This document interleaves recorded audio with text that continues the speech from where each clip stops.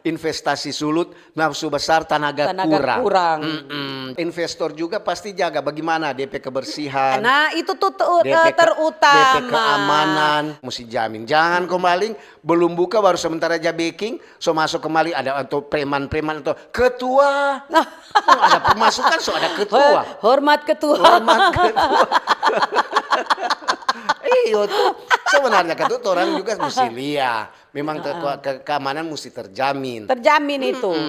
Itu wajib itu karena Wajib. keselamatan pengunjung itu nomor satu. Orang itu kalau memang investor mau masuk, dia mau kelola sampai tanpa apa wisata atau investasi lain, silakan. Orang mesti ika dia. Dia mesti cari tahu betul-betul ini investor ini dia dari mana, dorang perusahaan ini dari mana.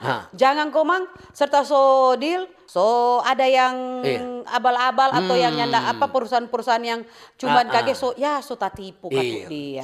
So banyak yang banyak yang masuk angin, sebanyak yang masuk dingin.